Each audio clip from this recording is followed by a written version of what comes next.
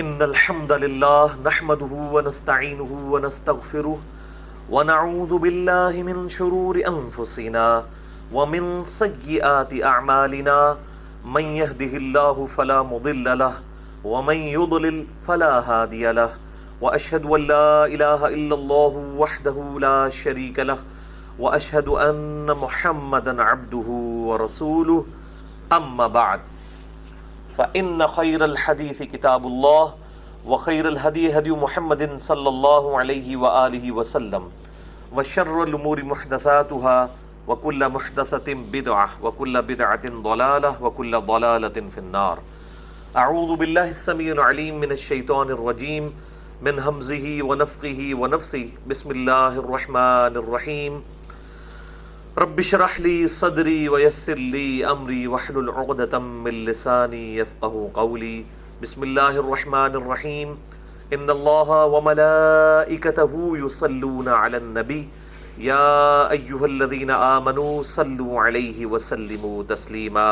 اللهم صل على محمد وعلى آل محمد كما صليت على إبراهيم وعلى آل إبراهيم إنك حميد مجيد. اللهم بارك على محمد وعلى آل محمد كما باركت على إبراهيم وعلى آل إبراهيم إنك حميد مجيد. اللهم ربنا آتنا في الدنيا حسنة وفي الآخرة حسنة وقنا عذاب النار. ربنا آتنا من لدنك رحمة وهيئ لنا من أمرنا رشدا. لا إله إلا أنت سبحانك إني كنت من الظالمين.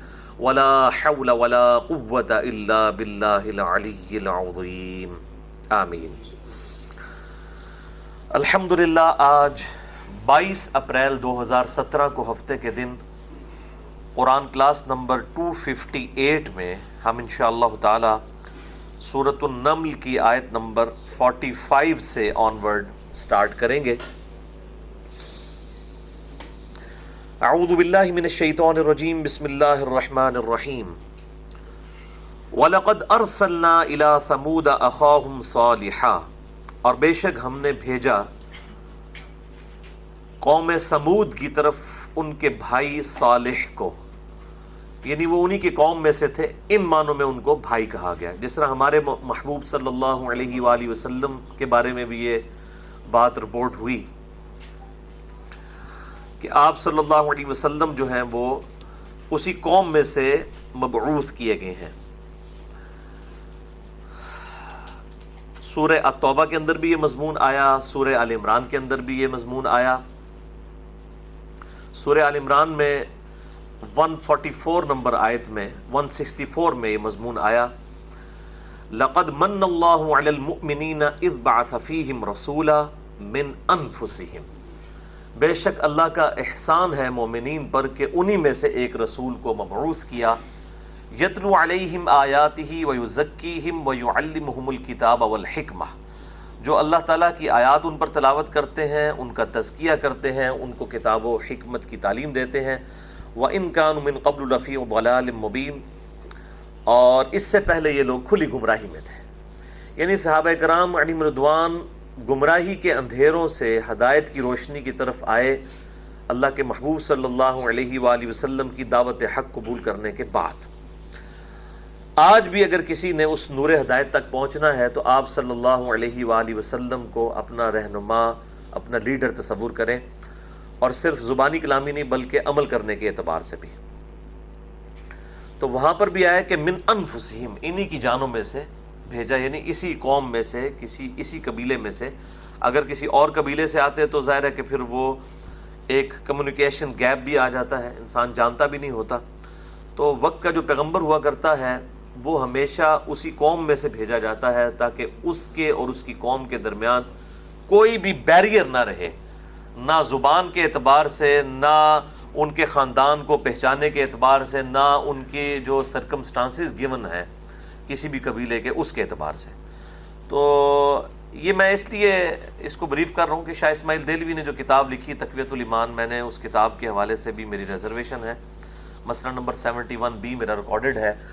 انڈیا اور پاکستان کے بزرگوں کی 19 گستاخانہ عبارات کا تحقیقی جائزہ. تو اس میں بھی انہوں نے گفتگو کرتے ہوئے مطلب انبیاء اکرام علیہ السلام کے بارے میں پرٹیکولرلی، چلیں اولیاء اللہ کا مسئلہ ہو تو وہ تو کوئی اتنا ایشو نہیں ہے، لیکن انبیاء اکرام علیہ السلام کے بارے میں گفتگو کرتے ہوئے انہوں نے یہاں تک کہا کہ جو انبیاء ہیں ان کو بڑے بھائی کی طرح سمجھنا چاہیے، جس طرح ایک چھوٹا بھائی ہوتا ہے ایک بڑا بھائی۔ تو میں نے اس پر گرفت کی تھی کہ یہ قرآن پاک میں بھی جو یہ بھائی کا لفظ آیا ہے، اس سے مراد قطعاً یہ نہیں ہے کہ وہ ان کی رسپیکٹ بھائیوں والی ہے، ورنہ تو ہمارے محبوب صلی اللہ علیہ وآلہ وسلم سیدنا ابو بکر صدیق رضی اللہ تعالیٰ عنہ کے داماد تھے، انہوں نے آپ صلی اللہ علیہ وسلم کو کبھی بیٹا کہہ کے مخاطب نہیں کیا، حالانکہ داماد تو بیٹوں کی جگہ ہوتا ہے۔ ہمیشہ کہا قال رسول اللہ صلی اللہ علیہ وآلہ وسلم۔ سیدہ عائشہ کے شوہر تھے آپ صلی اللہ علیہ وآلہ وسلم، لیکن انہوں نے کبھی نہیں کہا کہ میرے خاوند نے مجھ سے کہا، وہ بھی ہمیشہ یہی کہتی تھی قال رسول اللہ صلی اللہ علیہ وسلم۔ سیدہ فاطمہ کے ساتھ تو بڑا دلی لگاؤ تھا، ان کی لاڈلی بیٹی تھی، ان کے لیے چادر بچھا دیتے تھے، ماتھے پہ بوسہ دیا کرتے تھے، استقبال کے لیے کھڑے ہو جایا کرتے تھے، لیکن ان کی بھی آپ احادیث دیکھیں، کبھی انہوں نے یہ بات نہیں کہی کہ میرے باپ نے فرمایا، وہ بھی یہی کہا کرتی تھی قال رسول اللہ صلی اللہ علیہ وسلم۔ تو سورہ الحجرات میں بھی یہ بات بڑی کیٹاگوریکل مینشن ہوئی کہ اللہ کے محبوب صلی اللہ علیہ وسلم جو ہیں ان کو پہچانو کہ یہ اللہ کے رسول کی حیثیت سے تم میں موجود ہیں، ان کو پکارنے میں ویسا پروٹوکول نہ رکھو جس طرح تم آپس میں ایک دوسرے کو پکارتے ہو۔ تو انبیاء کرام علیہ السلام کے بارے میں بھی جو اس طرح کی باتیں آتی ہیں ان کو اسی کانٹیکسٹ میں سمجھنا چاہیے۔ وَلَقَدْ أَرْسَلْنَا إِلَىٰ ثَمُودَ أَخَاهُمْ صَالِحًا، بے شک ہم نے بھیجا قوم سمود میں ان کے بھائی صالح کو، ان اعبدوا اللہ، اسی ایک دعوت کے ساتھ کہ عبادت کرو اللہ کی۔ اللہ کو ماننا کافی نہیں ہے، عبادت بھی اللہ کی کرنی ہے۔ اللہ کو تو سب مان رہے ہیں، کرسچنز بھی مان رہے ہیں، جیوز بھی مان رہے ہیں، ہندو بھی بھگوان کہہ کے مان رہے ہیں، سائنٹسٹ بھی سپریم بینگ کہہ کے، سپر نیچرل جنسی، سپریم اتھارٹی کہہ کے مان رہے ہیں، مسلمان بھی مان رہے ہیں، لیکن اللہ کو ماننا کافی نہیں ہے، اس کی عبادت کرنا بھی ضروری ہے، تب ماننا کامل ہوگا۔ وَلَقَدْ بَعَثْنَا فِي كُلِّ أُمَّةٍ رَسُولًا أَنِ اعْبُدُوا اللَّهَ وَاجْتَنِبُوا الطَّاغُوتَ، ہم نے ہر قوم میں کوئی نہ کوئی رسول بھیجا اسی ایک بنیادی دعوت کے ساتھ کہ عبادت کرو اللہ کی، اور اللہ کے مقابلے پہ جتنے بھی جھوٹے خدا لوگوں نے گھڑ لیے ہیں ان سے اجتناب کرو۔ تو اللہ کی عبادت کرنی ہے، صرف ماننا کافی نہیں ہے، بلکہ اس کو عمل بالجوارح بھی ہونا چاہیے، پریکٹیکلی اپنے اعمال کے ساتھ یہ چیز نظر آنی چاہیے کہ آپ اللہ کو اپنا رب مان رہے ہیں، اپنا خالق مان رہے ہیں، اپنا پالنے والا مان رہے ہیں۔ تو یہی بنیادی دعوت تمام انبیاء لے کر آئے۔ فَإِذَا هُمْ فَرِيقَانِ يَخْتَصِمُونَ، لیکن وہ دو گروہ بن کر آپس میں جھگڑنے لگے۔ ہمیشہ ایسے ہوا ہے کہ جب بھی کوئی نبی دعوت لے کے مبعوث ہوا ہے، دو پارٹیاں بن گئیں، ایک نبی کی ماننے والی اور ایک نبیوں کے مخالف۔ تو یہاں پر بھی یہی ہوا۔ قال یا قوم لم تستعجلون بالسیئۃ قبل الحسنہ، تو حضرت صالح نے کہا ہے میری قوم، تم برائی مانگنے میں کیوں اتنی تیزی کرتے ہو نیک کام کرنے کے مقابلے میں؟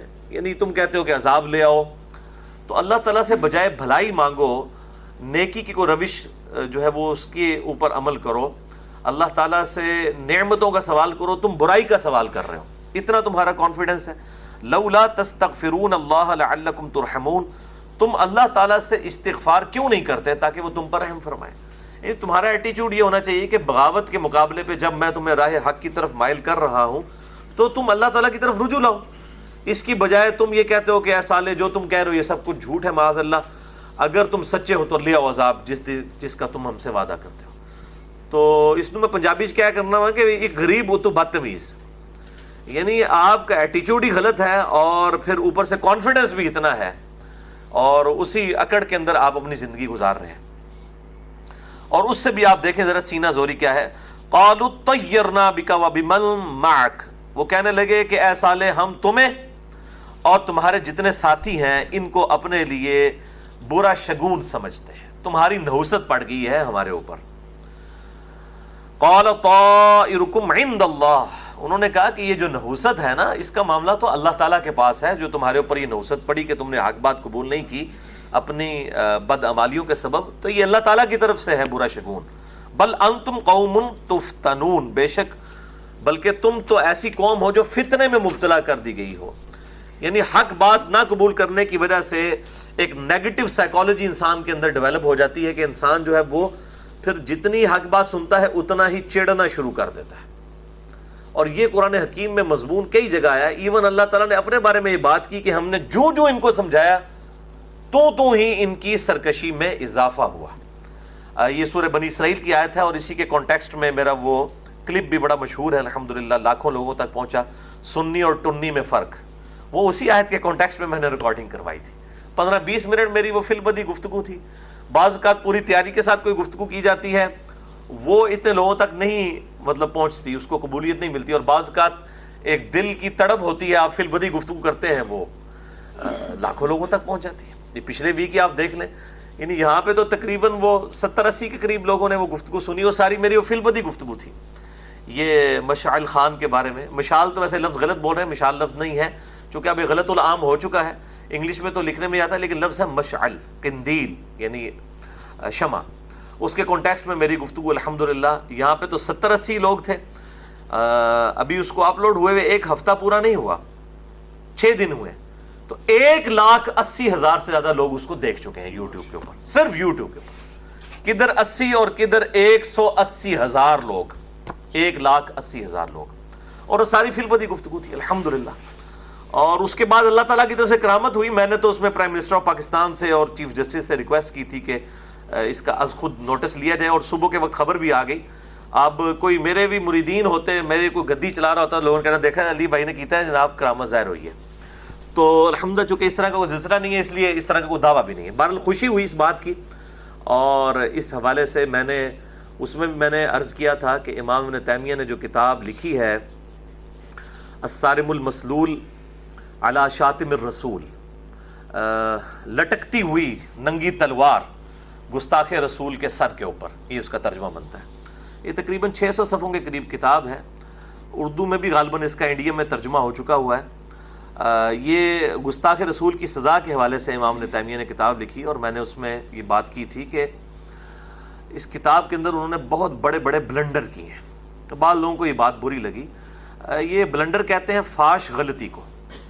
ویسے اگر اس کے لیے لفظ جھوٹ بھی بول دیا جائے نا تو وہ بھی بالکل اپروپریٹ ہے, جس طریقے سے مطلب اس میں احادیث کو توڑ موڑ کے رزلٹ نکالے گئے ہیں, اور پھر جھوٹی احادیث سے رزلٹ نکالے گئے ہیں, اور اتنے مذہب کا خیز رزلٹ ہیں وہ کہ انسان کو شرم آتی ہے کہ اتنا بڑا عالم دین بھی اس طرح کی معاملہ کر سکتا ہے. اور اگر کسی کو شوق ہو تو یہ شاتم رسول کی سزا کے اوپر اسی کتاب کے جواب میں انڈیا کے ایک اسکالر ہیں, امین احسن اصلاحی صاحب کے شاگرد ہیں, وحید الدین خان صاحب, 93 ایئرز ان کی ایج ہے.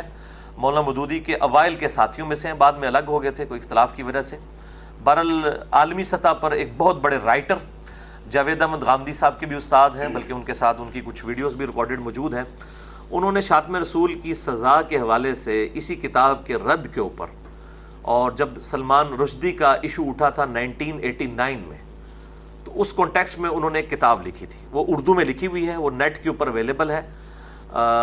وہ کتاب میرا خیال ہے, مجھے یقین تو نہیں ہے کہ پاکستان میں اس کتاب کی پرنٹنگ کے اوپر پابندی ہے.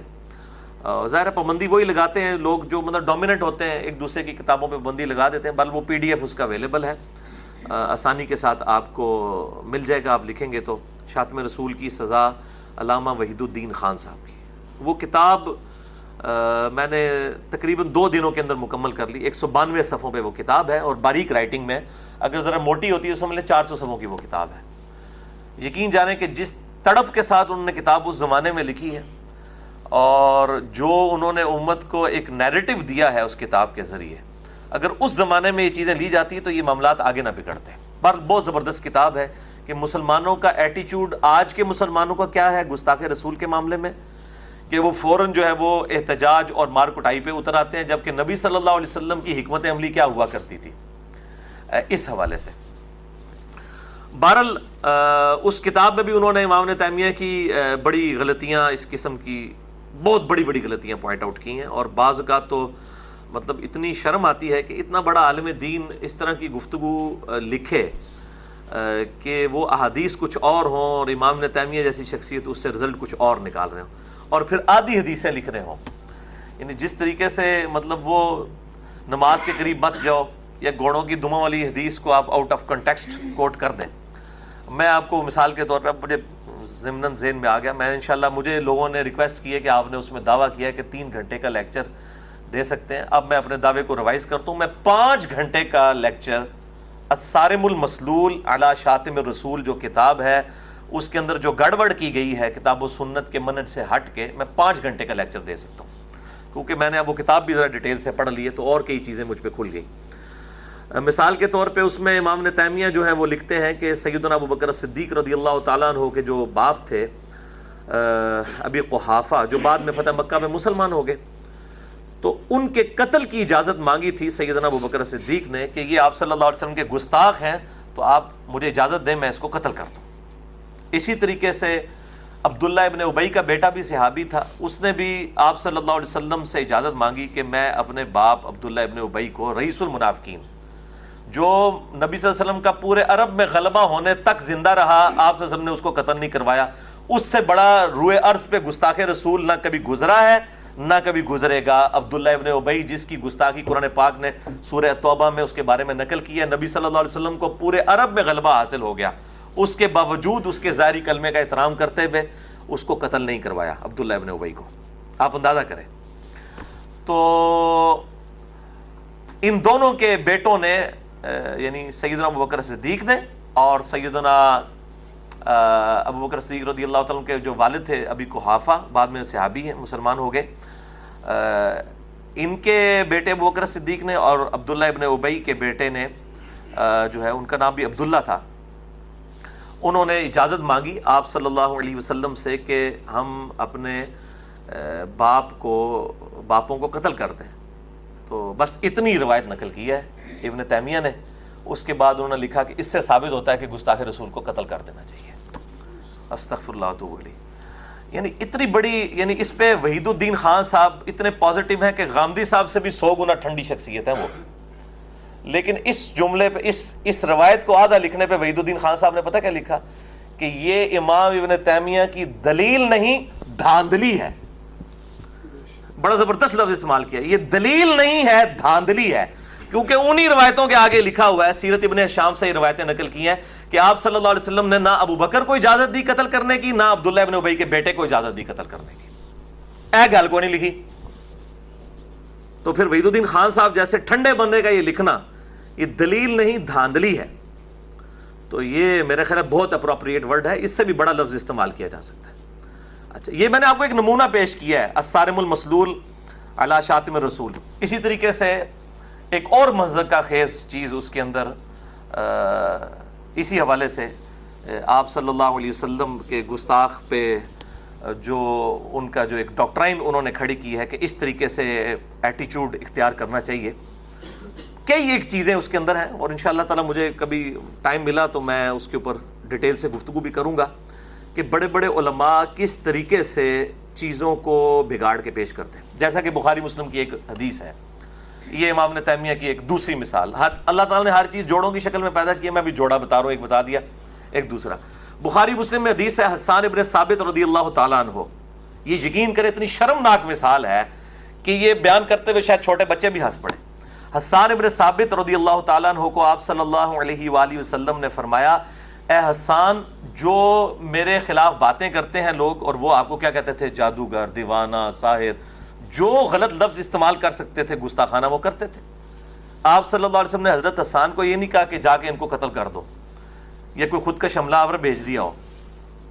ٹھیک ہے. اچھا, یہ کعب بن اشرف اور جو باقی ایک دو اکا دکا واقعات یہ پیش کر کے پری لیتے ہیں, وہ تو کانٹیکسٹ ہی بالکل ڈیفرنٹ ہے. وہ اس کا اس کے ساتھ کوئی تعلق ہی نہیں بنتا, وہ تو عہد شکنی کی سزا ہے, وہ بالکل ڈیفرنٹ چیز ہے. ورنہ تو اس میں پوری دنیا میں مطلب کیا یہ جو عیسائی ہیں حضرت عیسیٰ کو اللہ کا بیٹا کہہ کے اللہ کو گالی نہیں دے رہے, کیا دنیا کے 2.25 ارب عیسائی نبی صلی اللہ علیہ وسلم کو جھوٹا پیغمبر نہیں کہتے ہیں؟ تو کیا یہ 2.25 ارب عیسائی واجب القتل ہے ابن تیمیہ کے کانٹیکسٹ میں؟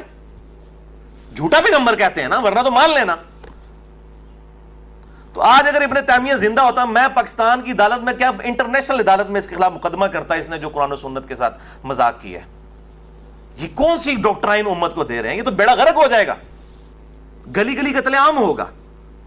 اس طرح کا گستاخ رسول, جن لوگوں نے حضرت عیسیٰ کی مورتیاں سجائی ہوئی ہیں اپنے گرجوں کے اندر, ابن تیمیہ کا تو موقف اس کتاب میں ہے کہ تمام نبیوں کے گستاخ واجب القتل ہیں، تو یہ سارے عیسائی واجب القتل ہیں، ہندو بھی واجب القتل ہیں، سارے کے سارے نبی صلی اللہ علیہ وسلم کو جھوٹا نبی مانتے ہیں. تو اس طرح ڈاکٹرائن کھڑی کی جائے گی. آپ صلی اللہ علیہ وسلم کا کیا کردار یہ تھا. تو میں آپ کو دوسری مثال پیش کر رہا ہوں، بخاری اور مسلم دونوں میں حسان ابن ثابت کو آپ صلی اللہ علیہ وسلم کہتے ہیں اے حسان اپنے اشعار کے ذریعے ان کی ہجو بیان کرو جو میری گستاخیاں کر رہے ہیں. تیرے اشعار جو ہیں یہ تیر سے زیادہ جو ہے سخت ہیں ان کے اوپر. تیر کا ان کو وہ درد نہیں، ان کو تلوار کا وہ درد نہیں ہے جو تیرے اشعار سے ان کو تکلیف پہنچتی ہے. اس سے امام نے تیمیہ کا رزلٹ نکال رہے ہیں. آپ حیران ہوں گے، اور میں کہتا ہوں یہ جوک آف دا سینچری ہے جو میں بیان کرنے لگا ہوں. ابن تیمیہ کہتے ہیں اس سے یہ رزلٹ نکلا کہ گستاخ رسول کو اگر اشعار سے جواب دیا جا سکتا ہے تو تیر سے زیادہ سخت ہے اشعار. تو اس کا مطلب ہے اس کو تیر بھی مارا جا سکتا ہے، چھوٹی سزا بھی دی جا سکتی ہے. انا للہ و انا الیہ راجعون. تو اڑے تے 4 تکبیریں ہی پڑھنی چاہیے نے، تو اسی گل تو کوئی اور دا اور مطلب کر لیندے ہو. یعنی وہ بات کرنے والے کی بات دیکھیں کہ آپ صلی اللہ علیہ وسلم نے یعنی کہا کہ تلوار اور تیر اٹھا کے جواب دینے کی ضرورت نہیں ہے، علمی جواب دو، اپنے اشعار کے ذریعے تم اپنے نبی کی شان بیان کرو، یہ اصل میں کام ہے. اگر غصہ اتارنا ہے تو اس طریقے سے اتارو. اور ابن تیمیہ نے بالکل اپوزٹ رزلٹ نکالا. یعنی یہ آپ صلی اللہ علیہ وسلم کے دماغ میں بھی نہیں تھا، نہ حسان ابن ثابت کے کہیں ذہن کے اندر یہ کوئی بات موجود تھی جو ابن تیمیہ نے اپنی طرف سے نکال دی. اس نے کہا کہ جی چونکہ آپ نے فرما دیا ہے کہ تیر سے زیادہ سخت ہے اشعار، تو جب اشعار کہے جا رہے ہیں کافروں کے خلاف تو ان کو تیر بھی مارے جا سکتے ہیں. اے رزلٹ کٹیا جے، اے نہ دی فقہ جے. میں اکثر کہنا نا فقہ کی کمی ہے، واقعی بہت کمی ہے. یعنی یہ ظاہری الفاظ کو لے کے کچھ سے کچھ رزلٹ بنا دینا. تو یہ تو اسی طریقے سے جیسے سورہ القصص میں آیا اور سورہ الرحمن میں آیا کہ ہر چیز فنا ہو جائے گی سوائے اللہ کے چہرے کے. تو اس کا مطلب یہ ہے کہ بس اللہ کا چہرہ جیسا کہ اس کی شان کے لائق ہے وہ رہے گا، باقی اللہ تعالیٰ کی جو شان کے لائق اس کی آنکھیں ہیں یا اس کے کان ہیں جیسا کہ اس کی شان کے لائق ہے، بغیر تمثیل کے. نہ ہم مجسمہ ہیں اور نہ ہی ہم جو ہیں وہ معتزلہ ہیں، اور نہ ہی ہم اس طرح کے غلط عقائد رکھتے ہیں کہ وہ بالکل، نہ ہی جہمیہ والے عقائد رکھتے ہیں. تو پھر چہرے سے رزلٹ یہ نکالے، لیکن وہاں جا کے نہیں چہرے کی بات نہیں ہو رہی، اس سے مراد اللہ کی ذات ہے. تعویل کرتے ہیں. اسی طریقے سے اس کی تعویل یہ ہے کہ علمی دلائل کے ساتھ جواب دیا جائے. سلمان رشدی کی کتاب آئی، کسی نے کوئی علمی جواب نہیں دیا. اتنی 3rd کلاس کتاب تھی کہ اس کتاب کو اگر مشہور نہ کیا جاتا بندیاں لگا کے، اور امام خمینی اس وقت 1 کروڑ اس کے سر کی قیمت نہ لگاتے تو اس کتاب کو مشہوری نہیں ملنی تھی. اور پھر وہ امریکہ کے اندر، یورپ کے اندر بیسٹ سیلر تھی وہ کتاب، صرف اس وجہ سے کہ مسلمانوں نے جو ہے وہ کہا جی قتل کر دو سلمان رشدی کو، یہ کر دو وہ کر دو. سلمان رشدی آج تک زندہ ہے. اچھا آپ حیران کن بات دیکھیں گے، جتنے ان کے بارے میں 1989 اور آج کیا ہے 22 اپریل 2017، کتنے سال ہو گئے؟ 99 2009 اور یہ 18 سال ہو گئے ہیں. 28 سال، 28 سال ہو گئے ہیں، 30 سے 2 کم، 28 سال ہو گئے ہیں. کوئی مجاہد اس تک تو نہیں پہنچ سکا، کوئی اٹیمپٹ بھی نہیں ہوئی ابھی تک. البتہ یہاں پہ کئی مسلمان احتجاج کرتے ہوئے، توڑ پھوڑ کرتے ہوئے شہید ہو چکے ہیں، انڈیا میں بھی، پاکستان کے اندر بھی. اس زمانے میں بھی کوئی مہم نہیں روانہ ہوئی. اصل میں مولویوں کو تو ایک ایشو چاہیے ہوتا ہے، گرما گرم کرو، لوگوں کو بھڑکاؤ. نہ کوئی مولوی جائے گا نہ اس کا بیٹا جائے گا اور اس کو رشدی کو قتل کرنے کے لیے. ہاں ادھر لوگوں کے بچے مرواتے رہیں گے. کوئی ایک اٹیمپٹ بھی نہیں کی کسی نے، کوئی اٹیمپٹ رپورٹ نہیں ہوئی ہے ان 28 سالوں کے اندر. اس کا کیا مطلب ہے؟ ان کے تو مقاصد ہی کچھ اور ہیں. یہ لوگوں کے عوام کو صرف بھڑکا رہے ہیں، اس کی بجائے جو اس نے بکواسات کی تھی ان کے جواب دیے جاتے ہیں. انتہائی 3rd کلاس کتاب ہے، اور انشاءاللہ تعالیٰ مجھے کبھی موقع ملا میں اس کتاب کا پوسٹ مارٹم، کئی چیزیں تو میں نے آلریڈی مختلف لیکچرز میں بیان کی ہوئی ہیں، لیکن میں بتا رہا ہوں کہ کتنے غلط رویے ہیں، امت کو کس طرف لگا دیا جاتا ہے.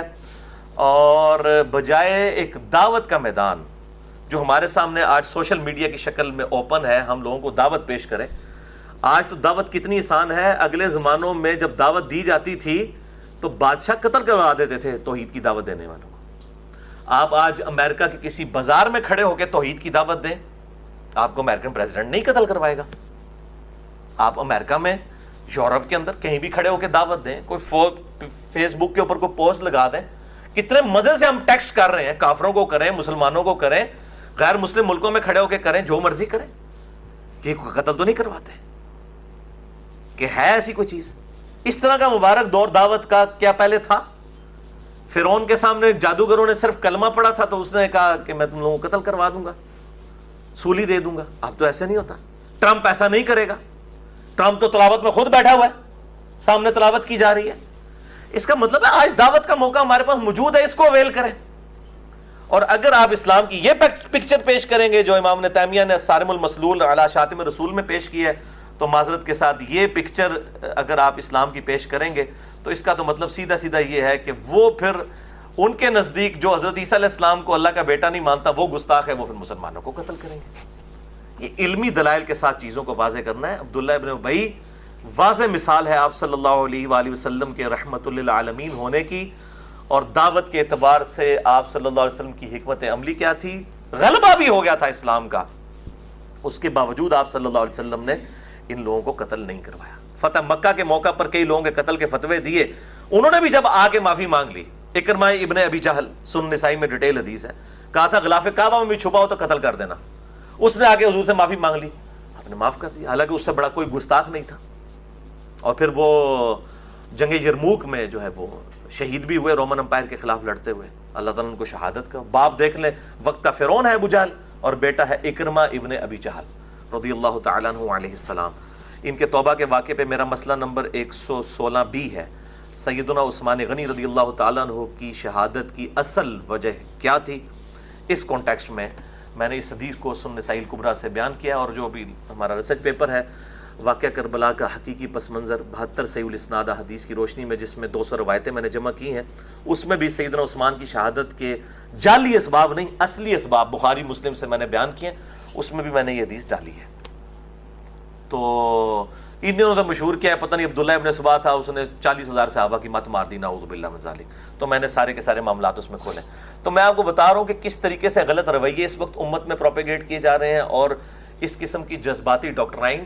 اور میں نے پچھلی دفعہ بھی ان کو چیلنج کیا تھا 295C پہ ہماری ریزرویشنز اپنی جگہ، لیکن میرا موقف یہ ہے کہ جو یہ موقف اڈاپٹ کیا ہے کہ گستاخ رسول کی توبہ قبول نہیں ہے، اگر وہ توبہ کرے بھی، اور یہی ابن تیمیہ کا موقف بھی ہے، اس کتاب میں انہوں نے لکھا ہے. پھر لوگ کہتے ہیں جی انہوں نے کدھر مطلب لوگوں کو اکسایا، وہ کب کہتے ہیں ماورائے عدالت قتل کر دیا جائے؟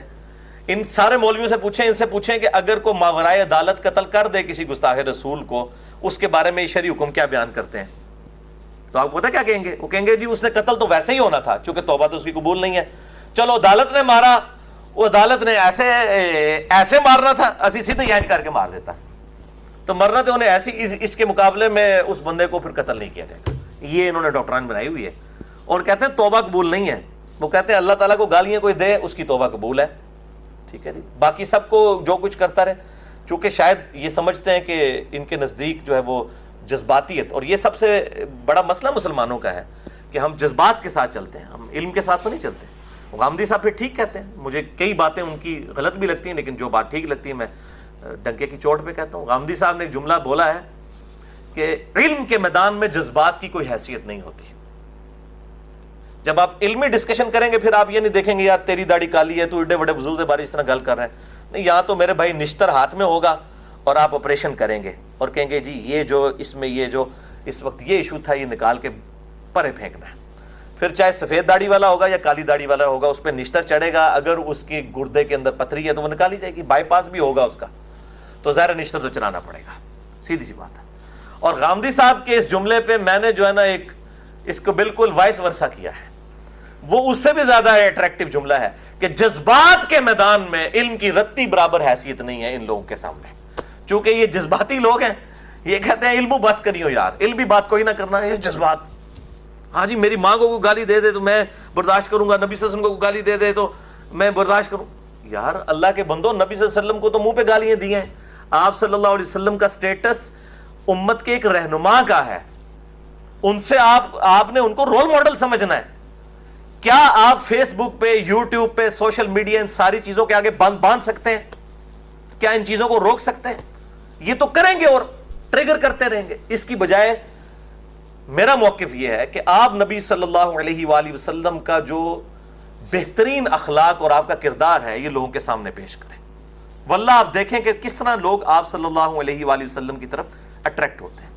ورنہ تو میں نے بتایا کہ میں پھکی دے رہا ہوں ان کو، اینٹی وینم دے رہا ہوں، لاجیکل آنسر، الزامی جواب کے طور پہ بات کر رہا ہوں کہ جو ڈاکٹرائن انہوں نے گستاخ کے حوالے سے کھڑی کی ہے امام ابن تیمیہ کی کتاب الصارم المسلول کے تحت، اس میں تو انہوں نے لکھا ہے کہ تمام نبیوں کے گستاخ واجب القتل ہیں. تو حضرت عیسیٰ علیہ السلام کی مورتیاں بنانے والے، حضرت عیسیٰ علیہ السلام کے بارے میں جو فلمیں بنائی ہوئی ہیں جس میں حضرت عیسیٰ کو دکھایا ہوا ہے، تو یہ سارے عیسائی ہالی ووڈ والے یہ سب کے سب واجب القتل ہیں ابن تیمیہ کی ڈاکٹرائن میں. تو یار قتل کیوں نہیں کرتے ہیں ان کو جا کے؟ لوگوں کو جو یہ آپ لوگ پٹی پڑھا رہے ہیں، تو 2.25 ارب عیسائی تو آپ کی ڈاکٹرائن میں واجب القتل ہے. تقریباً 1 ارب کے قریب ہندو ہیں جو آپ صلی اللہ علیہ وسلم کو پیغمبر نہیں مانتے، اور وہ کہتے ہیں جھوٹا انسان ہے، نعوذ باللہ من ذالک. تو اس کا تو مطلب ہے 1 ارب ہندو بھی واجب القتل ہے. وہ کون بچے گا؟ یہودی آپ صلی اللہ علیہ وسلم کو بھی اور حضرت عیسیٰ علیہ السلام کو بھی جھوٹا سمجھتے ہیں. جب آپ جھوٹا کہہ رہے ہیں، کسی کو کذاب کہہ رہے ہیں، اس سے بڑی اور کیا گستاخی ہے؟ ایک شخص اللہ کا پیغمبر ہے، سچا پیغمبر، صادق اور امین ہے، اور اس کو ایک شخص کہتا ہے جھوٹا ہے، اس نے ایویں دعویٰ کیا ہے. ایون ان کرسچنز نے اور جوز نے تو اپنی کتابوں میں یہاں تک لکھا ہے کہ اگر یہ ہمارے زمانے میں ہوتے تو ہم آپ صلی اللہ علیہ وسلم پر نعوذ باللہ من ذالک کاپی رائٹس کا مقدمہ کرتے کہ انہوں نے تورات اور انجیل میں سے چوری کر کے یہ کتاب قرآن لکھ دی ہے. یہ ان کا متفقہ عقیدہ ہے. اور قرآن کہہ رہا ہے کہ اہل کتاب کی عورتوں کے ساتھ نکاح کر سکتے ہو سورۃ المائدہ کے اندر. یہ اللہ تعالیٰ آپ کو کہہ رہا ہے کہ آپ ایسے لوگوں کے ساتھ جس طرح ان کے اس طرح کے فساد والے عقائد ہیں ان کے ساتھ شادی ہو سکتی ہے. تو یہ تو استغفر اللہ واتوب الیہ، نعوذ باللہ من ذالک. یہ ابن تیمیہ کی ڈاکٹرائن میں تو اللہ تعالیٰ خود گستاخی کو پروموٹ کر رہا ہے کہ عیسائی عورتوں کے ساتھ شادی کرو جو تمہارے نبی کو پیغمبر ہی نہیں مانتی، الٹا کذاب مانتے ہیں وہ، نعوذ باللہ من ذالک. ظاہر ہے جب پیغمبر نہیں مان رہے، یا تو پیغمبر ہوگا یا نہیں ہوگا. غلام احمد قادیانی کو جب ہم پیغمبر نہیں مان رہے، اسی لیے جو قادیانی ہے وہ ہمیں جو ہے وہ غیر احمدی اور نان مسلم سمجھتے ہیں، اس لیے کہ ان کے نزدیک وہ پیغمبر ہے، ہمارے نزدیک وہ دجال ہے. اب چونکہ ہمارے نزدیک وہ دجال ہے اور ان کے نزدیک وہ پیغمبر ہے، تو بالکل 180 ڈگری کا فرق آ گیا. تو پھر ہم تو کافر ہو جائیں گے ان کی نظر کے اندر، جس طرح وہ ہماری نظر میں کافر ہے. تو آپ اس مسئلے کو سمجھیں کتنا سینسٹیو ایشو ہے. میں نے اب یہ وہ فی البدی مجھے ایک چیز یاد آئی تھی، میں نے پھر وہ بیان کر دی، کیونکہ یہ آج کل مسئلہ یہ مشال خان یا مشعل خان والا اٹھا ہوا ہے. اور میں یہ لیکچر میں نے کیوں ریکارڈ کروایا اور فی البدی گفتگو کی 37-38 منٹ کی. الحمدللہ یہ صرف یوٹیوب کے اوپر 1,80,000 سے زیادہ لوگ ابھی یہ 5-6 دنوں میں دیکھ چکے ہیں. میں آج جو ابھی دیکھ کے آیا ہوں، باقی واٹس ایپ کے اوپر تو آپ چھوڑ دیں، ملینز آف پیپل تک پہنچی. کیوں؟ مجھے کسی کے ساتھ کوئی ہمدردی نہیں ہے، مجھے اصل میں ہمدردی ہے اسلام کے ساتھ. یہ جس قسم کا کھیل کھیلا جا رہا ہے نا، یہ ڈاکٹرائن جو کھڑی کی ہے قانون کو ہاتھ میں لینے والی اور جذبات کی بنیاد کے اوپر مسلمانوں کا قتل عام کرنے کی، یہ ڈاکٹرائن کا رزلٹ پتہ کیا نکلے گا؟ گلی گلی قتل عام ہوگا. دوسرا، جب اس قتل عام کو روکنے کے لیے کوئی کاؤنٹر نیریٹو کھڑا کیا جائے گا نا، تو اس میں عین خدشہ ہے کہ ہماری یونیورسٹیز کے اندر دینی ایکٹیویٹیز کے اوپر پابندی لگا کے اس ملک کو بھی سیکولر ڈکلیئر کر دیں یہ لوگ. یہ ہے اصل ریزن. کل کو انہوں نے کہنا تبلیغی جماعت پہ پابندی لگاؤ. آج اگر کوئی ایک یونیورسٹی میں 1000 میں سے کوئی 50-60 داڑھیوں والے اور نماز پڑھنے والے پگڑیوں والے تبلیغی جماعت کی دعوت کی برکت سے نکل رہے ہیں نا، ان سے جو علمی اختلاف وہ الگ، ٹھیک ہے. اور آج تبلیغی جماعت کے جو پڑھے لکھے لوگ جو ہیں وہ ہماری یونیورسٹیز میں پروفیسرز لگے ہوئے ہیں اور دین کی بات کرتے ہیں، ان کے سامنے کوئی بغیرتی ہو رہی ہو تو اس کے سامنے کھڑے ہوتے ہیں. یہ لوگ بھی نہیں رہیں گے. داڑھیوں والوں کو جاب سے بھی نکالا جائے گا، یونیورسٹی سے ان کو نکالا جائے گا اس طرح کے منحوسوں کی وجہ سے. اور پھر لوگ کہتے ہیں جی آپ یونیورسٹیز کے اسٹوڈنٹس کے اوپر غصہ کرنے کے بجائے مولویوں پہ کر رہے ہیں. بھائی ظاہر ہے کہ جس ماں نے یہ بچے دیے ہیں، کہنا چور نہ مارو چور دی ماں نو مارو، چور کو نہ مارو چور کی ماں کو مارو. جنہوں نے یہ ڈاکٹرائن کھڑی کی ہے وہ بچوں نے خود تو نہیں ڈاکٹرائن کھڑی کی. دنیاوی تعلیم میں تو کہیں یہ نہیں پڑھایا جاتا کہ آپ جذبات کی بنیاد کے اوپر اپنے ساتھیوں کو قتل کریں. یہ تو اس طرح کی ڈاکٹرائن تو ان لوگوں نے کھڑی کی ہے نا، کہ جن لوگوں نے ان لوگوں کو ڈی ٹریک کیا اور اپنی ذاتی مقاصد کی خاطر یہ سب کچھ کیا. تو میں پھر آج پرائم منسٹر آف پاکستان سے ریکویسٹ کروں گا اور چیف جسٹس سے کہ آپ نے از خود جو نوٹس لیا ہے اس کو منطقی انجام تک پہنچائیں. اسی طریقے سے جو گستاخان رسول کے اعتبار سے الزام کے ذریعے جیلوں میں لوگ کئی سالوں سے سڑ رہے ہیں، ان کے حقوق کے لیے کوئی آواز نہیں اٹھا رہا، کہ وہ لوگ چیخ چیخ کے کہہ رہے ہیں کہ ہم نے نہیں کی ہے، ہم توبہ کرتے ہیں اگر کی بھی ہے. تو اللہ کے بندو ان علماء کو بھیجو، اور اگر کوئی ضدی ہے علماء کے ذریعے وہاں پہ لیکچرز کروا کے نبی صلی اللہ علیہ وسلم کی شان ان کے سامنے بیان کرو تاکہ وہ رجوع کریں اسلام کی طرف۔ اور یہ ایون 295C میں بھی لکھا ہوا ہے کہ گستاخ رسول اگر کوئی اس طرح کا ہوگا اس کو 3 دن کی مہلت دی جائے گی، وہ توبہ کر لے۔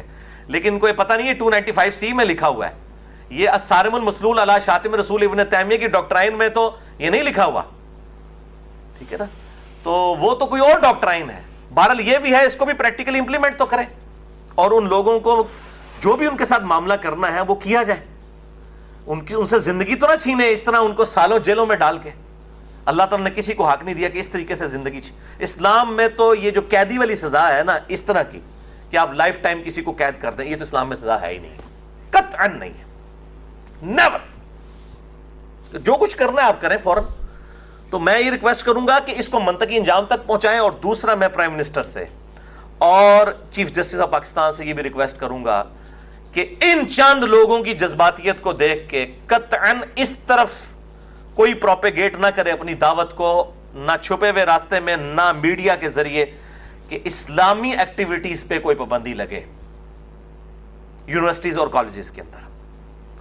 جو لوگ جذباتیت پھیلا رہے ہیں ان جماعتوں پہ پابندی لگائیں، لڑائی جھگڑے والی جو جماعتیں ہیں، لیکن جو دعوت و تبلیغ کا کام کر رہے ہیں، لوگوں کو کتاب و سنت کی طرف بلا رہے ہیں، لوگوں کو دین سکھا رہے ہیں، پازیٹیولی اخلاقیات سکھا رہے ہیں، ان لوگوں کے اوپر پابندی نہ لگائیں، کیونکہ اس کا پھر بڑا خطرناک رزلٹ نکلے گا۔ پھر یہ اس قسم کے اور جذباتی لوگ پروڈیوس ہوں گے۔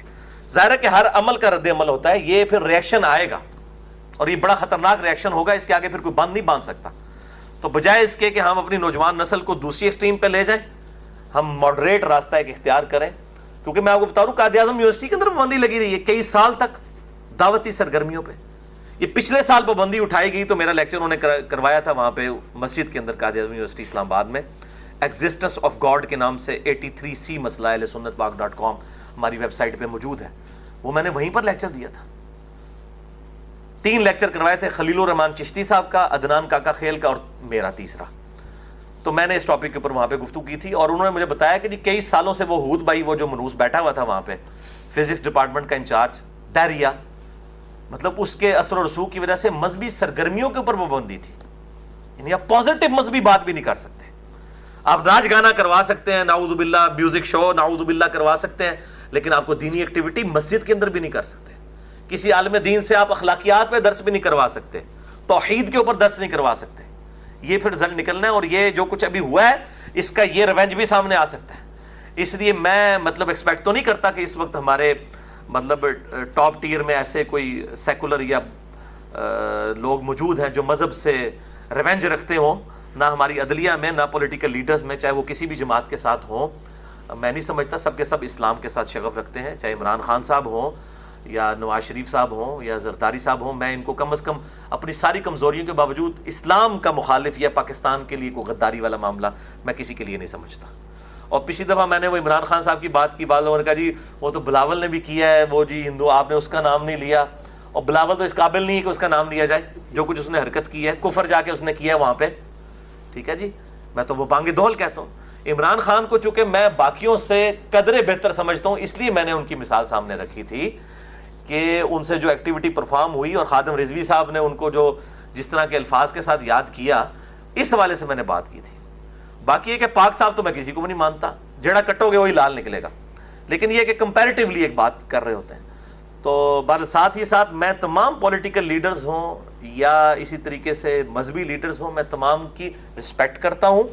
باقی جو کوئی اسلام کے بارے میں بکواسات کرے گا کسی قسم کے بھی، ہم اس کی اس چیز کو کنڈیم کریں گے، چاہے وہ انجانے میں کر رہا ہے یا جان بوجھ کے کر رہا ہے۔ بہرحال اس کی بنیاد کے اوپر قتل کا فتویٰ نہیں جاری کریں گے جن کو قتل کرتے ہیں، ٹھیک ہے نا، تو بلکہ توبہ کی طرف اور ان کی اصلاح کی طرف ان کو مائل کروایا جائے گا، اور یہی ایک مسلمان کا کام ہے۔ اللہ تعالی ہمیں پکا سچا داعی بننے کا، اسلام کا مبلغ بننے کی توفیق عطا فرمائے، اور اللہ تعالی ہمیں ایمان و عافیت کے ساتھ مدینہ شریف میں موت، بقیع غرقت میں مدفن، اور جنت الفردوس میں اپنے محبوب صلی اللہ علیہ وآلہ وسلم کا پڑوس عطا فرمائے، آمین۔ اب میرے بھائیو واپس آ جائیں اسی گفتگو کی طرف، کہاں سے کہاں فی البدی چلی گئی بات۔ وَكَانَ فِي الْمَدِينَةِ 9 رَهْطٌ، اور صالح علیہ السلام کے اس شہر میں جہاں پہ انہوں نے قوم سمود کو دعوت دی، 9 افراد ایسے تھے یفسدون فی الارض، جو فساد کیا کرتے تھے، ولا یصلحون، اور اصلاح کی کوئی کوشش نہیں کرتے تھے۔ ویسے تو مخالفین بہت زیادہ تھے، لیکن یہ 9 کوئی بڑے لیڈر تھے جو حضرت صالح علیہ السلام کے خلاف کھڑے ہوئے۔ قالوا تقاسموا باللہ، انہوں نے کہا آؤ اللہ کی قسم کھاتے ہیں۔ اب دیکھیں وہ اللہ کو مان رہے ہیں، اس اعتبار سے صرف اللہ کو مان رہے ہیں، اللہ کی نہیں مان رہے، عبادت نہیں کر رہے۔ لَنُبَيِّتَنَّهُ وَأَهْلَهُ ثُمَّ لَنَقُولَنَّ لِوَلِيِّهِ مَا شَهِدْنَا مَهْلِكَ أَهْلِهِ وَإِنَّا لَصَادِقُونَ، کہ آؤ ہم صالح اور اس کے گھر والوں کو راتوں رات قتل کر دیں، اس کے بعد ان کے ورثاء سے کہیں گے کہ ہم تو وہاں پہ موجود ہی نہیں تھے جب اس قسم کی ایکٹیویٹی ہو رہی تھی، اور بے شک ہم تم سے سچ کہہ رہے ہیں۔ یعنی انہوں نے آپس میں عہد کیا کہ حضرت صالح علیہ السلام اور ان کے گھر والوں اور اہل ایمان کو راتوں رات قتل کر دیتے ہیں، اور خود بخود یہ دعوت ختم ہو جائے گی، نعوذ باللہ، اور صبح جب ہمیں کو پوچھے گا تو ہم قسم اٹھا کے کہیں گے کہ ہم کوئی ایسا کرنے والے نہیں تھے، ہمیں نہیں پتا۔ تو اللہ تعالیٰ اس پہ ورڈکٹ دے رہا ہے اپنا، وَمَكَرُوا مَكْرًا، انہوں نے بہت بڑا مکر کیا، وَمَكَرْنَا، اور ہم نے بھی خفیہ تدبیر فرمائی، مکرا، اور جیسا کہ تدبیر کا حق تھا، وَهُمْ لَا يَشْعُرُونَ، اور ان کو شعور بھی نہ ہوا۔ اللہ تعالیٰ نے اپنے وقت کے پیغمبر کی اور رسول کی تو حفاظت فرمانی ہوتی ہے۔ کتب اللہ لأغلبن انا ورسلی، اللہ نے یہ بات طے کر دی ہے کہ میں اور میرے رسول غالب رہیں گے۔ انبیاء ضرور شہید ہوئے ہیں، لیکن رسول جو یہ آ کے اعلان کرتا ہے کہ مجھ پہ ایمان لاؤ ورنہ تمہیں اللہ کا عذاب تم پر آ جائے گا، وہ کبھی بھی کوئی شہید نہیں ہوا، یہ ذہن میں رکھیے گا۔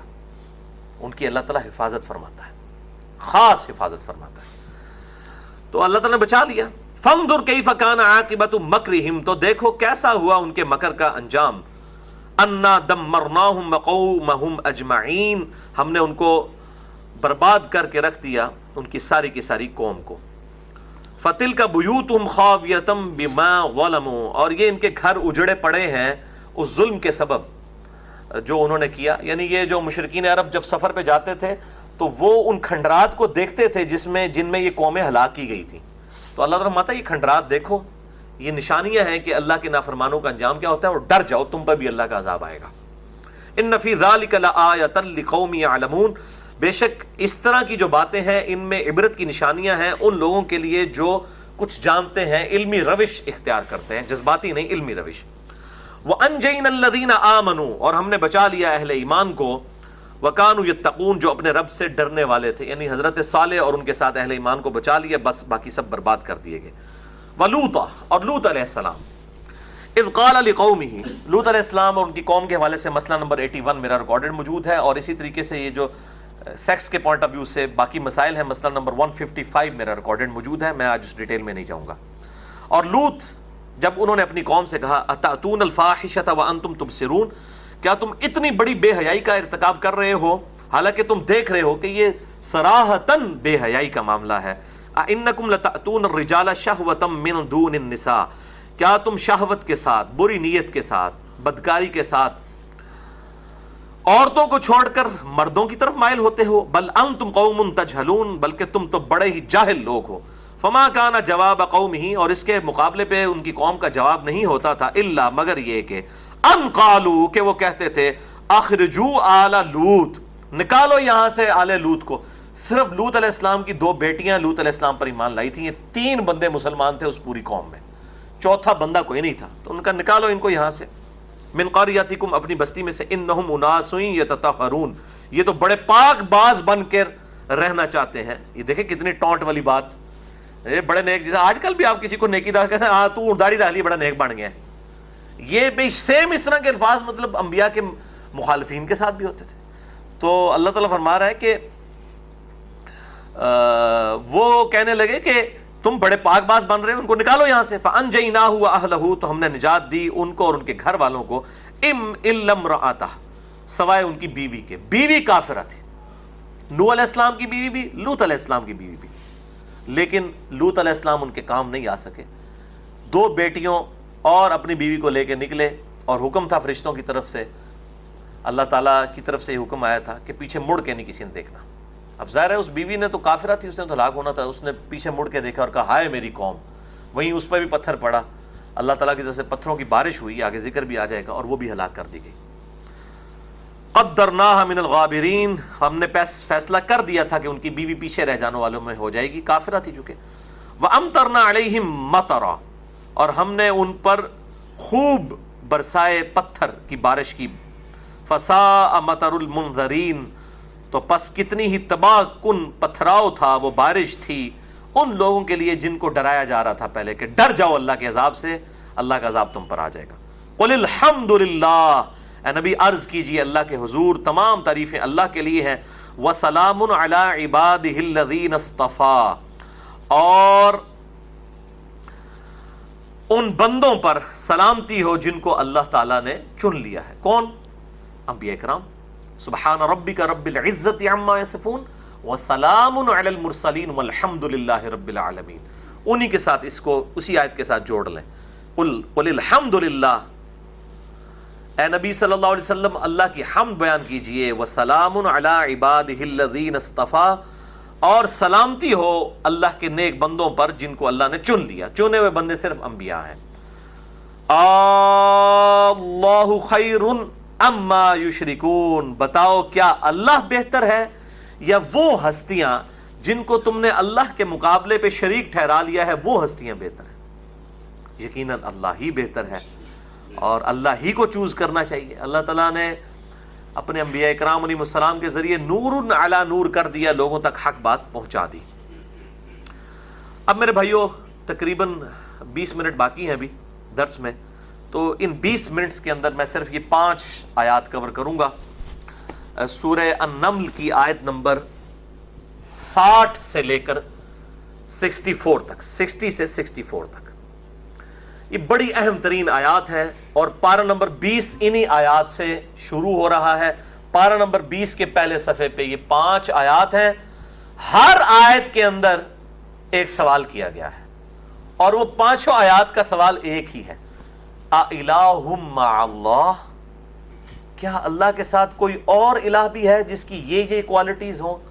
تم نے اللہ کے مقابلے پر اور ہستیوں کو، چاہے نیک نیتی کے ساتھ انبیاء ہی کو کیوں نہ کھڑا کر دیا ہو.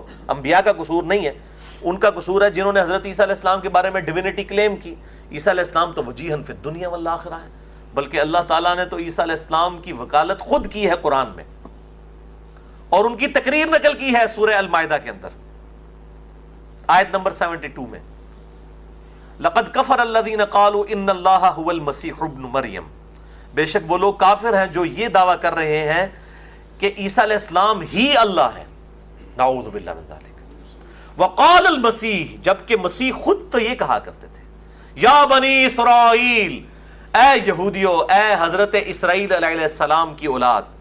اور حضرت اسرائیل کون ہے؟ یہ لقب ہے حضرت یعقوب علیہ السلام کا.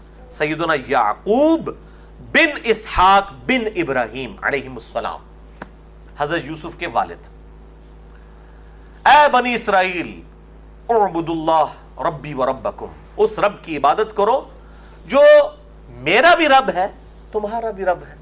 انہ من یشرک باللہ، یاد رکھو جو کوئی اللہ کے ساتھ شرک کرے گا فقد حرم اللہ علیہ الجنہ، تو بے شک ایسے شخص پہ اللہ نے جنت حرام کر دی ہے. ومأواہ النار، اور اس کا ٹھکانہ ہے دوزخ. وما للظالمین من انصار، اور پھر وہاں پر اس کا کوئی مددگار نہیں ہوگا ایسے ظالموں کا. حضرت عیسیٰ علیہ السلام کی یہ تقریر ہے، انہ من یشرک باللہ فقد حرم اللہ علیہ الجنہ.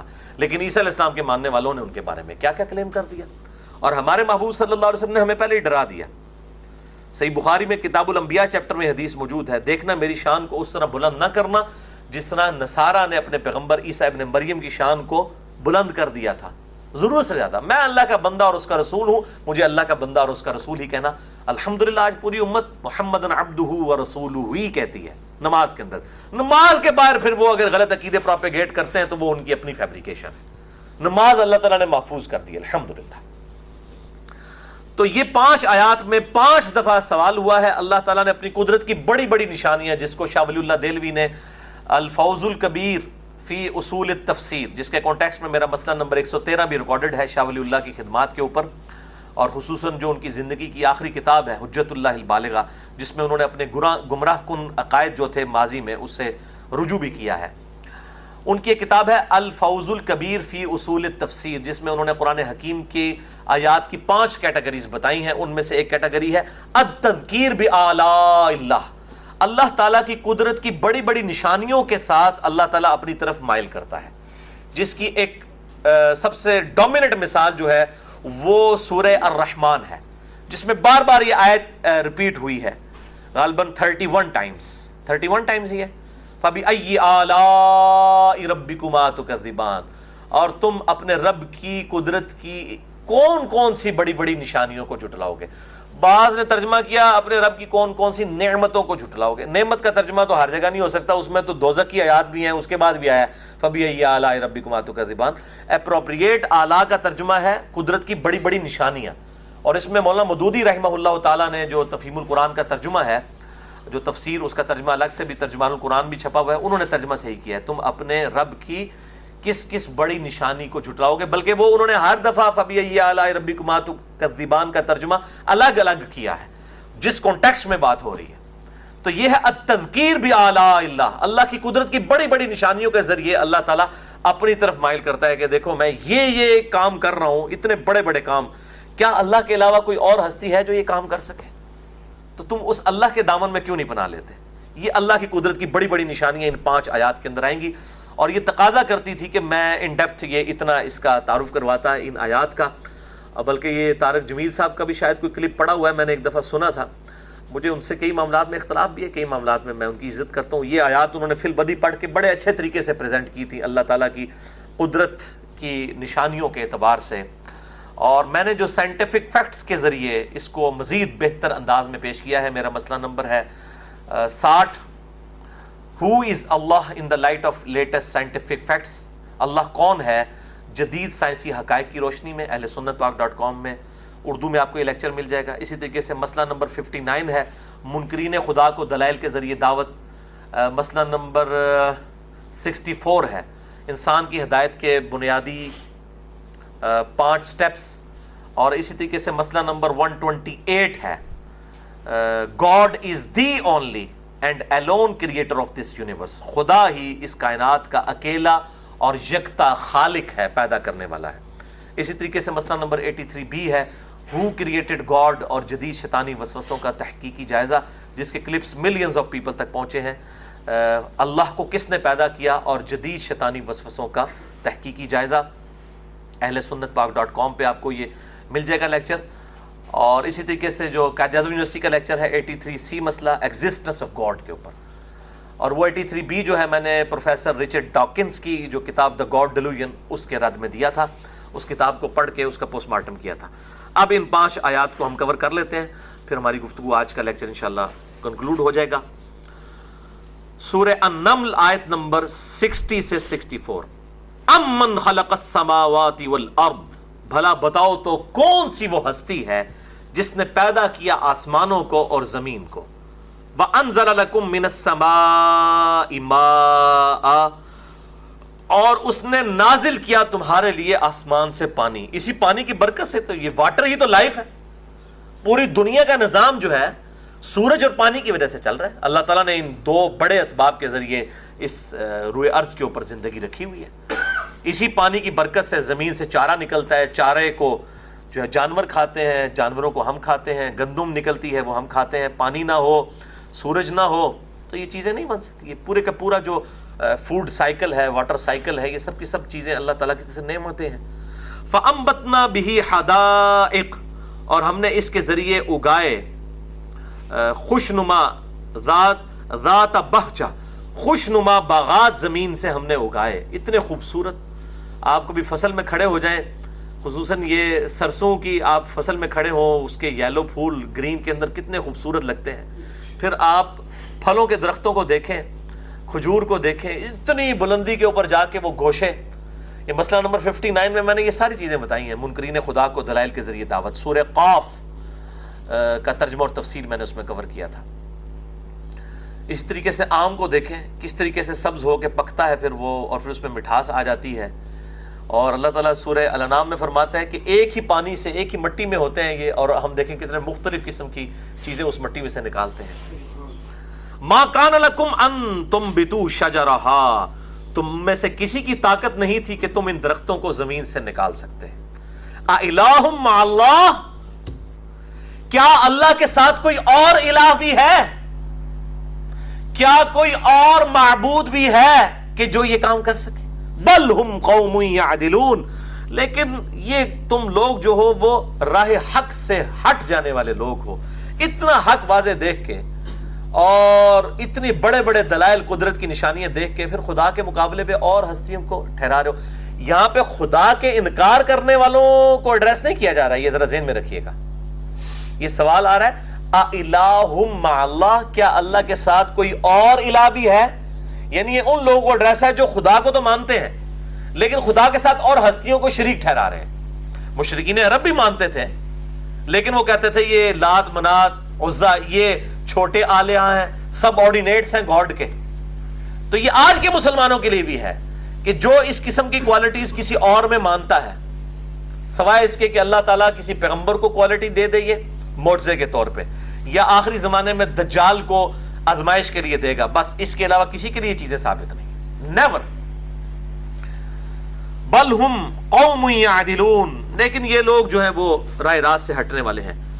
امن جعل الارض قرارا، بھلا بتاؤ کس نے اس زمین کو ٹھہرنے کی جگہ بنایا؟ میرے بھائیوں زمین پہ ہر سیکنڈ میں 2 زلزلے آتے ہیں. زمین میں کوئی اسٹیبل نہیں ہے اس اعتبار سے، چھوٹے موٹے زلزلے مسلسل آتے ہیں لیکن وہ اتنی کم انٹینسٹی ہے کہ ہمیں فیل نہیں ہوتا. اللہ تعالیٰ نے اس زمین کو رہنے کے قابل بنایا ہوا ہے اور پھر اس زمین کی کس رفتار سے 4 موشنز ہیں وہ مسئلہ نمبر 60 میرا دیکھ لیں. ہو از اللہ، اللہ کون ہے جدید سائنسی حقائق کی روشنی میں؟ کس نے اس زمین کو جو ہے وہ قرار بخشا؟ وجعل خلالها انہارا، اور اس میں جاری کر دی نہریں. وجعل لها رواسیا، اور اس میں پہاڑ رکھ دیے سٹیبلائزنگ ایفیکٹ کے لیے، زمین کو کنٹرول کرنے کے لیے لنگر کے طور پہ. وجعل بین البحر حاجزا، بحرین حاجزا، اور کس نے سمندروں کے درمیان آڑ قائم کر دی. میٹھا اور نمکین پانی بھی ملتا ہے آ کے تو کتنی دور تک وہ آڑ جو ہے وہ بیریئر قائم رہتا ہے 2 سمندروں کے ملنے کے مقام پہ بھی. الہ مع اللہ، پھر دوسرا سوال، کیا اللہ کے ساتھ کوئی اور الہ بھی ہے جس کی یہ کوالٹیز ہو؟ بل اکثرهم لا يعلمون، لیکن اکثر لوگ بے علم ہیں، حق بات قبول ہی نہیں کرتے، علمی روش ہی نہیں ہے ان کی. اب وہ امپورٹنٹ آیت ہے جس پہ میں نے گھنٹوں لیکچرز دیے ہوئے ہیں. مسئلہ نمبر 3 ہے میرا، دعا صرف اللہ ہی سے، یعنی دعا میں صرف اللہ ہی کو پکارنا ہے. ایاک نستعین، نہ سیدنا علی سے دعا ہو سکتی ہے، نہ کسی پیغمبر سے، نہ کسی فرشتے سے، نہ کسی بزرگ سے. اس آیت میں اللہ تعالیٰ نے کہا اللہ کے علاوہ کسی سے بھی مانگو گے نا گویا تم اسے خدا کے مترادف مان لو گے. یہ آیت میں اکثر پیش کرتا ہوں. ہمارا جو ریسرچ پیپر ہے دعا صرف اللہ ہی سے، اس میں بھی آیت لکھی ہوئی ہے. مسئلہ نمبر 3 ہے دعا صرف اللہ ہی سے، اور اسی کی ایکسٹینشن ہے مسئلہ نمبر 43 وسیلہ اور توسل کے صحیح احکام و مسائل. امن یجیب المضطر اذا دعا، بھلا بتاؤ تو کون ہے جو اضطراب میں گرے ہوئے شخص کی دعا کو قبول کرتا ہے؟ اذا دعا، جبکہ وہ اس کو پکارتا ہے. ویکشف السوء، اور کون سی ہستی ہے جو تم سے تکلیف کو دور کر دیتی ہے؟ وَيَجْعَلُكُمْ خُلَفَاءَ الْأَرْضِ، اور تمہیں اگلوں کا خلیفہ کرتی ہے اس زمین پر. تمہارے باپ دادا مر جاتے ہیں، تم مر جاؤ گے، تمہاری اولاد، وہ ایک ہی زندہ ہے، باقی تو سب مرتے جا رہے ہیں، نئی نسلیں آتی جا رہی ہیں، اور تمہیں یہ زمین پہ بسنے کا سامان کون سی ہستی دے رہی ہے؟ اِلَٰهٌ مَّعَ اللَّهِ، کیا اللہ کے ساتھ اور الہ بھی ہے جو تکلیف دور کر دے؟ یہ کہتے ہیں جی اللہ کے اذن سے ہی کرتے ہیں. یہاں اللہ تعالیٰ کلیئر کر دیتا نہیں، ہاں سوائے اذن کے نہیں، غیر مستقل بذات. یہ سارے دھوکوں کے جواب میں نے دیے، بلکہ میرا ایک مفتی اکمل صاحب کے بارے میں بھی ایک کلپ چڑھا ہوا ہے ان کے شیطانی دھوکے کے جواب کے اوپر، وہ بھی ہزاروں لوگ دیکھ چکے ہیں. اس میں بھی میں نے اس کو ایڈریس کیا ہے. مسئلہ نمبر 3 میں یہ سارے وسوسے دور کیے. قلیلا ما تذکرون، لیکن بہت کم ہی لوگ ہیں جو صحیح طور پر نصیحت حاصل کرنے کے موڈ میں ہیں. امن یہدیکم فی ظلمات البر والبحر، بھلا بتاؤ کہ زمین اور سمندروں کے اندھیروں میں کون تمہیں راستہ دکھاتا ہے؟ آپ کو پتا ہے آج سے کچھ عرصہ پہلے تک، بلکہ ابھی بھی نارتھ سٹار کے ذریعے ڈائریکشن دیکھی جاتی ہے. ورنہ تو سمندر میں اگر آپ کو ڈائریکشن کا نہ پتا چلے اور آپ سمندر میں رہے تو پوری زندگی سمندر میں ہی آپ کی ختم ہو جائے گی، آپ کنارے تک نہیں پہنچ سکتے جب تک آپ کو ڈائریکشن نہ پتا ہو. تو وہ جو نارتھ سٹار ہے، قطبی ستارہ، اس کے ذریعے وہ شمال کو لوکیٹ کیا جاتا ہے، اور اگر آپ کا شمال کی طرف منہ ہو جائے تو آپ کے دائیں طرف مشرق، بائیں طرف مغرب، اور پیٹھ کے پیچھے جنوب ہوگا. اور یہ تو تھا ایک پرانا طریقہ. اور اس زمانے میں بھی جب میگنیٹ دریافت ہو گیا تھا تو کمپاس کے ذریعے بھی ڈائریکشن، وہ بھی کمپاس بھی جو ہے وہ ارتھ میگنیٹک فیلڈ کے زیر اثر وہ بھی تقریباً شمال کے اندر ہوتی ہے، اتنی ایکوریٹ نہیں ہے جتنا کہ نارتھ سٹار ہے، بہرحال وہ میگنیٹک فیلڈ ڈسٹرب بھی ہو جاتی ہے چونکہ اگر پاس کوئی ایسی چیز ہو، نارتھ سٹار تو بالکل ایکزیکٹ ہے، تو کمپاس کے ذریعے بھی، یہ ساری قدرت نہیں فزیکل فینومینا آف نیچر رکھے ہوئے ہیں نا، نارتھ اور ساؤتھ پول جس کی وجہ سے میگنیٹ جو ہے اس کی ذریعے ڈائریکشن، تو اللہ تعالیٰ ماتا ہے کون تمہیں راستہ دکھاتا ہے رات کے اندھیروں میں، خشکی میں بھی اور سمندروں میں بھی، وَمَن يُرْسِلُ الرِّيَاحَ، اور کون ہے جو ہواؤں کو بھیجتا ہے، بُشْرًا بَيْنَ يَدَيْ رَحْمَتِي، جو آگے آگے خوشخبری لے کے آ رہی ہوتی ہیں اللہ کی رحمت کے۔ کیسی خوشخبری آتی ہے، پہلے ٹھنڈی ہوا چلتی ہے، ہم کہتے ہیں لگتا ہے جی کدھر بارش ہو رہی ہے، اتنے بھی بارش ہوئے گی، تو کتنی یعنی خوشگوار موڈ ہو جاتا ہے، خوشخبری لے کے آتی ہیں، گویا کہ یہ ہوائیں، ٹھنڈی ہوائیں پہلے چلتی ہیں، اس کے بعد پھر بارش آتی ہے۔ الہ مع اللہ، پھر چوتھی دفعہ سوال، کیا اللہ تعالیٰ کے ساتھ کوئی اور الہ بھی ہے جو یہ کام کر سکے؟ تعالی اللہ عما یشرکون، اللہ بہت بلند ہے ان کے اس شرک سے جو اللہ تعالیٰ کے بارے میں منسوب کرتے ہیں۔ یعنی یہ کوئی ٹینشن نہ لے کے نعوذ باللہ کو اللہ تعالیٰ اپنی مخلوق سے نعوذ باللہ بھیک مانگ رہا ہے کہ مجھے مانو، نہیں، اللہ تعالیٰ فرماتا ہے میں بہت بلند ہوں، مجھے کوئی فرق نہیں پڑے گا جتنا تم شرک کر رہے ہو، اس سے مجھے کوئی فرق نہیں پڑے گا، اپنا ہی بیڑا غرق کر رہے ہو، اللہ بہت بلند ہے۔ چاند پہ کوئی تھوکے گا تو تھوک اس کی اپنے منہ پہ ہی آ کے گرے گی، چاند تک نہیں تھوک پہنچ سکتی۔ اللہ تعالیٰ کی شان بہت بلند ہے، اس کے بارے میں کوئی غلط عقائد بھی پروپیگیٹ کرے، سب کے سب لوگ اس کے باغی ہو جائیں، اس کی شان کم نہیں کر سکتے، سارے اس کے تابع فرمان ہو جائیں، اس کی شان بڑھا ہی نہیں سکتے، کیوں؟ وہ تو پہلے انفینٹ شان ہے۔ الحمدللہ۔ امن یبدأ الخلق، کون ہے جو پہلی دفعہ ابدا کرتا ہے، کریشن ایکس نہیلو کرتا ہے، عدم محض سے وجود بخشتا ہے، اسی سے لفظ بدعت بھی نکلی ہے، جو دین کی میں جس کی اصل نہ اور آپ نکالیں تو اس کو ہم بدعت کہا جائے۔ اللہ تعالیٰ کا نام بھی ہے البدیع، بدیع السماوات والارض، موجد ہے زمین و آسمان کا، کوئی پہلے موجود نہیں تھی یہ چیز، اللہ تعالیٰ نے اس کو عدم محض سے وجود بخشا، کریشن ایکس نہیلو اسے انگلش میں کہتے ہیں۔ کون ہے جو پیدا کرتا ہے مخلوق کو پہلی دفعہ، ثم یعیدہ، اور پھر وہی دوبارہ بھی پیدا کرے گا، مرنے کے بعد دوبارہ زندہ کر لے گا۔ وَمَن يَرْزُقُكُم مِّنَ السَّمَاءِ وَالْأَرْضِ، اور کون ہے جو رزق دیتا ہے تمہیں آسمان سے بھی بارش کی شکل میں اور زمین میں سے بھی غلے کی شکل میں۔ اِلَٰهٌ مَّعَ اللَّهِ، کیا اللہ تعالیٰ کے ساتھ کوئی اور الہ بھی ہے؟ پانچویں دفعہ، قُلْ هَاتُوا بُرْهَانَكُمْ إِن كُنتُمْ صَادِقِينَ، اے نبی صلی اللہ علیہ وسلم ان سے فرماؤ اگر تم سچے ہو تو لاؤ کوئی دلیل پیش کرو، کوئی علمی بات کرو، جذباتی بات نہ کرو۔ نہیں جی بزرگاں دا بھی تو آخر کوئی کردار ہے، یہ بھی تو اللہ تعالیٰ نے دیکھو نا انہوں نے اتنی عزت دیتی ہے، بس آپ اللہ کا نام جوڑ کے تو جو مرضی منسوب کرتے ہیں ان کے ساتھ۔ تو یہ اللہ تعالیٰ نے بالکل اوپنلی یہ بات الحمدللہ یہاں پر ارشاد فرما دی۔ باقی جو انشاءاللہ آیات ہیں وہ ہم اگلی دفعہ کور کریں گے۔ یہ 5 آیات بڑی امپورٹنٹ تھیں، سورہ النمل کی آیت نمبر 60 سے لے کر 64 تک، اس میں میں گھنٹوں بول سکتا تھا، میں نے لیکچرز کے حوالے دے دیے، وہ سارے لیکچرز اسی کانٹیکسٹ میں آتے ہیں۔ بہرحال قرآن حکیم میں اللہ تعالیٰ کی جو قدرت کی نشانیوں کو جو گنوایا گیا ہے، ٹاپ آف دا لسٹ جو قرآن پاک میں مقامات ہیں وہ سورۃ النحل ہے پہلے نمبر کے اوپر، جس میں اللہ تعالیٰ کی قدرت کی بہت نشانیاں، میں نے بڑی ڈیٹیل سے اس میں لیکچرز دیے تھے۔ دوسرے نمبر پہ سورہ روم ہے، اور تیسرے نمبر پہ اگر کوئی مقام ہے تو یہ 5 آیات 20ویں پارے کا پہلا صفحہ سورہ النمل آیت نمبر 60 سے لے کر 64 تک۔